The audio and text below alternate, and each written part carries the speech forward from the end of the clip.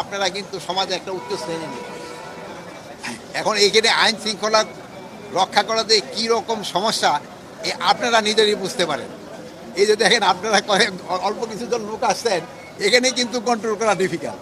এই 18 কোটি লোকের কন্ট্রোল করা কী ধরনের সমস্যা এটা আপনারা কিন্তু পায়ে পায়ে বুঝতে পারেন।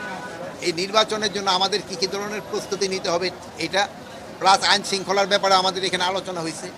এখন আরেকটা আমরা বড় একটা সমস্যা আপনি গতকালও আপনারা অনেকে মিডিয়া কভার করছেন, পুলিশ কর্মকর্তা অনুপস্থিত আছে, তাদের ক্ষেত্রে আইন অনুযায়ী যেইগুলি ব্যবস্থা নেওয়ার ওইগুলি কিন্তু ব্যবস্থা নেওয়া হচ্ছে।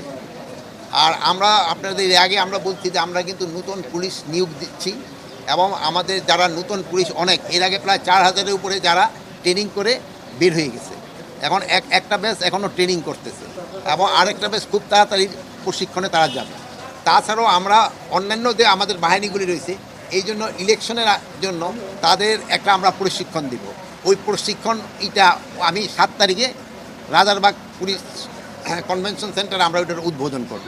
এবং শুধু পুলিশ না, অন্যান্য সব বাহিনীরই প্রশিক্ষণের ব্যবস্থা করা হচ্ছে ইলেকশনের আগে। এটা আমাদের সেনাবাহিনীদেরকে আমরা একটা অনুরোধ করেছি, প্লাস আমরা বিজিবি আনসার তাদেরও আমরা অনুরোধ করেছি। ইলেকশনের ক্ষেত্রে কিন্তু আনসারের ভূমিকাটা কিন্তু সবচেয়ে বেশি।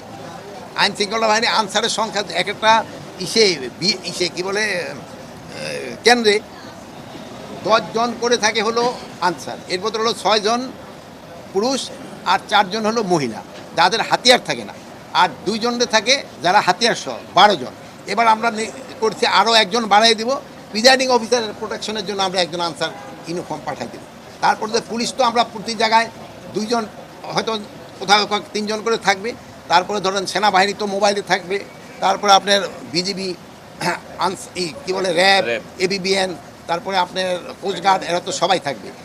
এবার আমরা ইলেকশনের সময় শুধু সেনাবাহিনী না, এবার আমরা নৌবাহিনী এবং বিমান বাহিনীরও তাদেরও আমরা কাজ